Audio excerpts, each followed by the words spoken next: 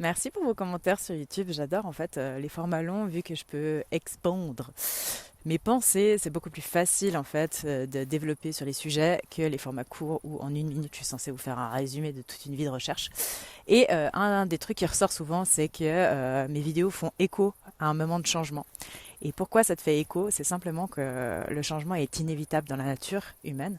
Et pourtant, beaucoup de gens restent dans leur inconfort parce que ce n'est pas assez inconfortable encore.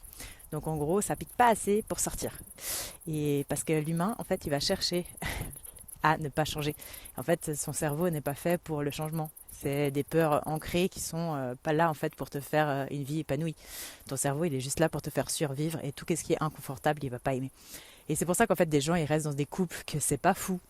Tu sais, genre t'es là, ça va, t'as des papouilles, chouette. Genre les métiers ou des jobs où ils sont là, ça va, c'est bien payé. Mais en fait, ça ne va pas du tout. Ce n'est pas le but d'une vie. Le but d'une vie, c'est l'épanouissement de soi. Ok, on est une des seules générations qui n'avons pas vécu de guerre. On n'a pas des parents qui ont vécu de guerre.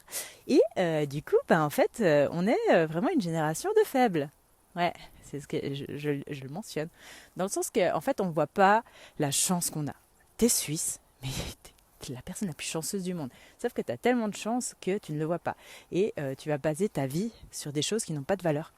Dans le sens que tu vas baser ta vie sur un statut, sur une carrière, des- sur du matériel. Mais en fait, c'est pas ça la vie. La vraie valeur, c'est que dans des choses que tu ne peux pas acheter. La vraie valeur, c'est dans le surpassement de soi. La vraie valeur, c'est dans le développement de soi. C'est dans la confiance en soi. Comment tu deviens confiant en toi, en fait? Comment? Réfléchis 2 secondes. Ben, en fait, tu fais des actes de courage. Les actes de courage, c'est les seuls actes que tu peux pas feint. Tu peux pas faker un acte de courage. Tu vas le faire. Et en fait, vu que tu l'as fait, bah, tu auras été courageux. Bah oui, en fait, tout le monde a peur, à part les psychopathes. Donc si t'as pas peur, franchement, sors plus de chez toi. Mais non, il faut adopter en fait un mindset qui te dit, bah écoute, je suis là pour apprendre, je suis là pour me développer, je vais faire des erreurs, j'en fais toujours, j'arrêterai pas, mais pourtant mes erreurs ne me définissent pas, parce que je sais qu'à chaque fois que je fais des erreurs, je suis là pour apprendre. Plus je fais des erreurs, plus j'apprends, moins j'en fais. Dans le sens que tu vas plus faire des erreurs drastiques de jugement, tu vas plus faire des erreurs drastiques de vie en fait. Au bout d'un moment, genre tu vas te dire, bon, qui suis-je?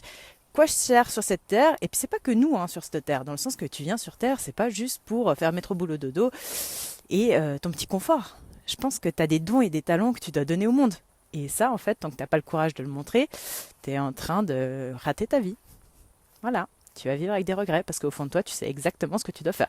Et ce que tu dois faire, généralement, c'est tellement inné que tu ne le vois même pas.